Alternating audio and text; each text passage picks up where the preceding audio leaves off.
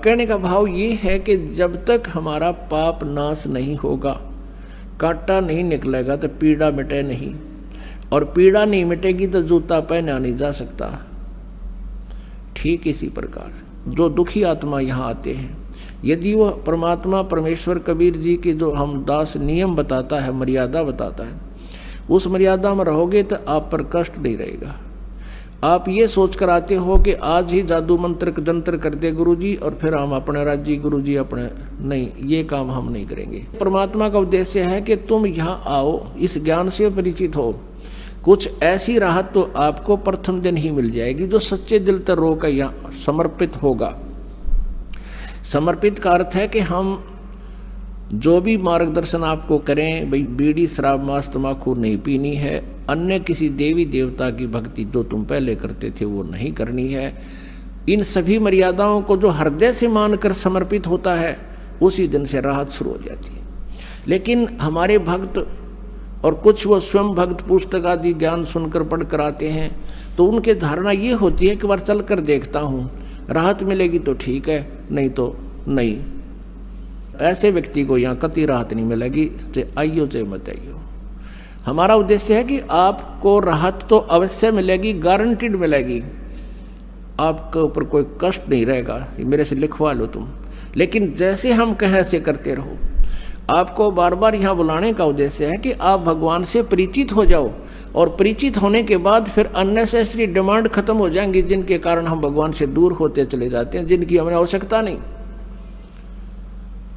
और फिर आप देखना प्रतिदिन भगवान कितने सुख देगा, आपकी सोच भी नहीं सकते। तो वो परमात्मा वो स्वयं इस ज्ञान को और पाप नाश करने वाले मंत्र, इस समाधान को स्वयं ही लेकर आते हैं। किसी भी सदग्रंथ के अंदर सोहम मंत्र नहीं है। परमेश्वर ने कहा कि सोहम शब्द हम जग में लाए और सार शब्द हमने गुप्त छिपाए। केवल एक ओम नाम है। सभी पवित्र सदग्रंथ, सभी पवित्र सदग्रंथों, मान्य सदग्रंथों में, जैसे पवित्र चारों वेद, पवित्र श्रीमद् भगवत गीता, इनमें केवल एक ओम नाम है। उसके अतिरिक्त कोई भी मंत्र जाप करने का नहीं है, मोक्ष का सहयोगी आधार नहीं है।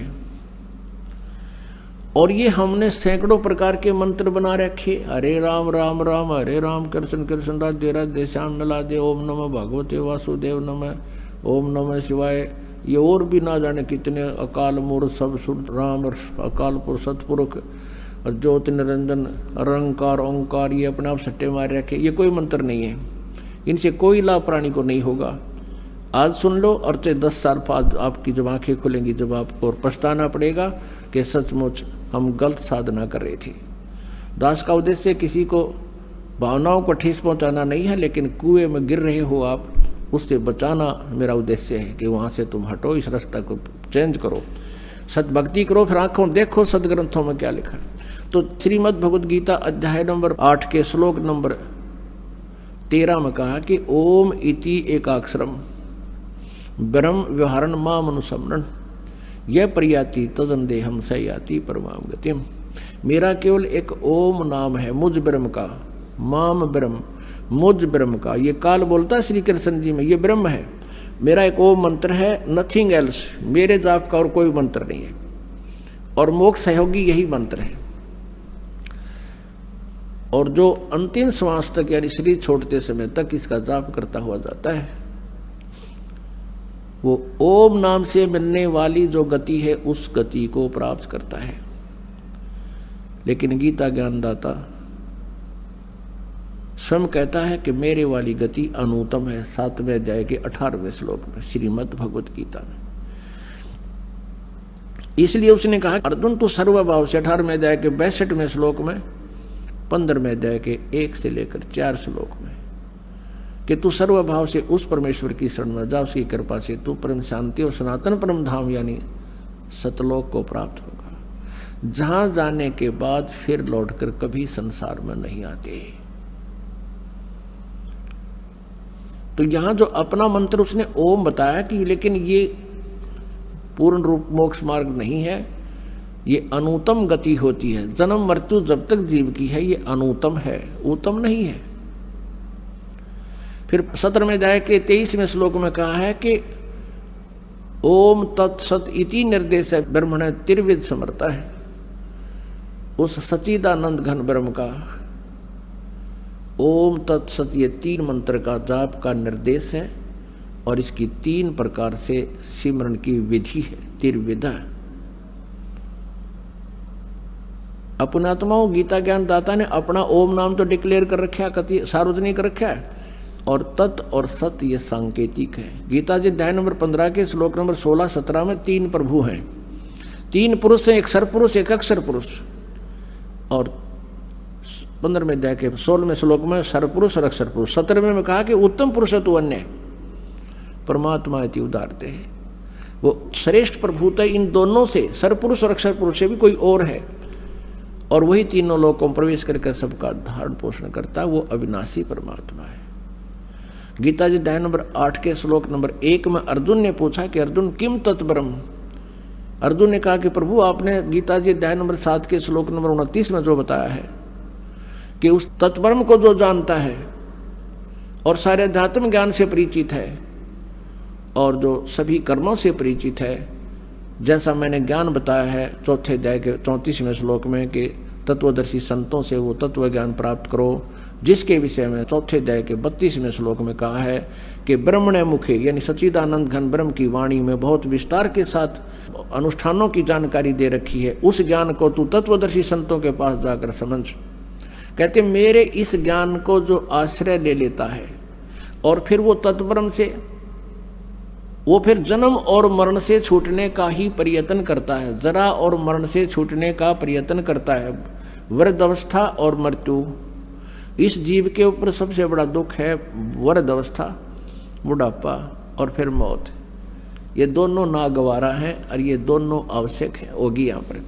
और ये सतलोक में नहीं होते थे, इसलिए हम नहीं चाहते इन दोनों को, लेकिन ये यहाँ तो होंगी ही होंगी। ये तो केवल सतलोक सनातन परम धाम में ये रोग कटेगा, और उस रोग को काटने के लिए औषधि जानकारी आपको प्रॉपरली परमात्मा ने आकर दी, कबीर साहब ने। वो दिन है जो आज हम वो मना रहे हैं, उसके उपलक्ष्य में आज ये समागम 5 दिन का प्रारंभ हुआ, 11 से 15 जून 2011।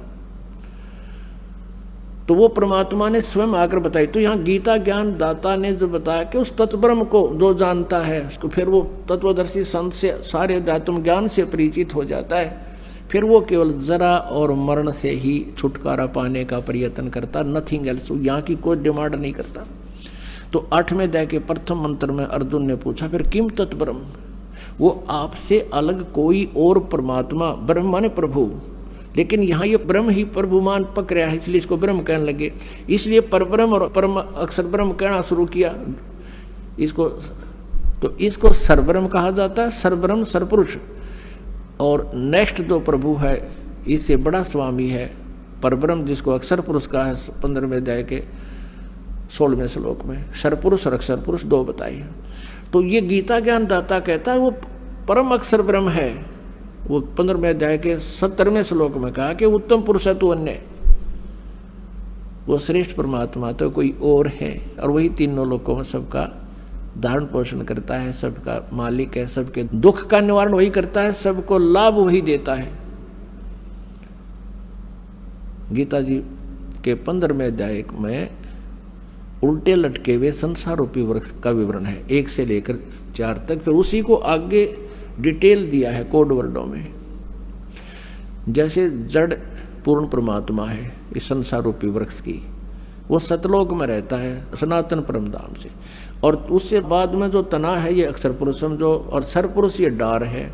उस डार के फिर 3 शाखाएं हैं, ब्रह्मा जी, विष्णु जी, शिव जी, और 5 रूप संसार है। तो उस पौधे को, पेड़ को खुराक कहाँ से मिलती है, आहार कहाँ से मिलता है, वो जड़ से। तो तीनों लोकों में प्रवेश करके वो पूर्ण परमात्मा ही सबका धारण पोषण करता है। जिसने जैसा कर्म किया है, उसी के आदेश से ब्रह्मा विष्णु महेश वहीं से जो चल कर आता उसी को देते हैं। ये कोई परिवर्तन नहीं कर सकते। केवल कबीर परमेश्वर आपको अधिक दे सकता है, आपके पाप का भी नाश कर सकता है। तो वो परमात्मा हमें सुख देने के लिए और सतलोक से चलकर आता है, और अपने यथार्थ ज्ञान को भी वो परमेश्वर ही बताता है। अपने द्वारा रची हुई सृष्टि को भी वही परमेश्वर ठीक ठीक बता सकता है, ये वेद बताते हैं। तो ओम नाम है ये ब्रह्म का। 17वें अध्याय के 23वें श्लोक में ओम तत्सत जो कहा है, ये ओम तो ब्रह्म का, सरपुरुष का। अब 15वें अध्याय के 16 और 17 में तीन प्रभु, तीन पुरुष बताए हैं। एक सरपुरुष तो ये ब्रह्म है, 21 ब्रह्मांड का स्वामी। अक्षर पुरुष ये परब्रह्म है जो 7 शंख ब्रह्मांड, नील पद्म शंख ब्रह्मांड का स्वामी। और उत्तम पुरुषत्व अन्य 15वें अध्याय के 17वें श्लोक में कि उत्तम पुरुष, पुरुषोत्तम, असली भगवान, वास्तव में प्रभु परमेश्वर, वो तो इन दोनों से, सरपुरुष और अक्षर पुरुष से कोई अन्य है। वो परम अक्षर ब्रह्म है।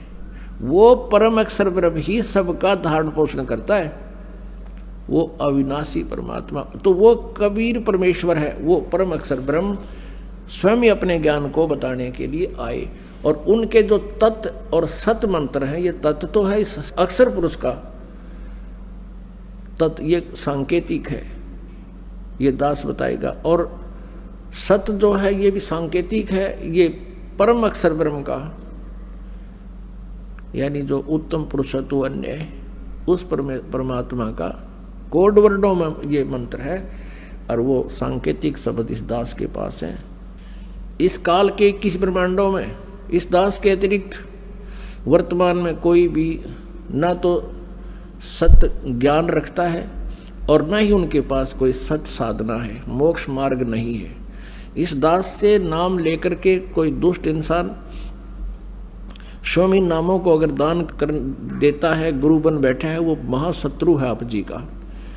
उससे से छोटी मोटी राहत आपको हो भी जाओ, लेकिन आपके जीवन का नाशक और असंख्य जन्मों का दुख पैदा कर देगा वो प्राणी, क्योंकि वो अधिकारी नहीं है, वो काल का दूत है। तो उनसे भी आप जी ने बच के रहना है। काल हो सकता है 1-2 को कर दे, श्रृंगार ले आपका नाश करने के लिए, लेकिन आप बुद्धिमान हो, ज्ञान इतना दे देगा दास के उनको आप तुरंत पहचान लोगे। काल के दूतों के धोखे में आप आओगे नहीं।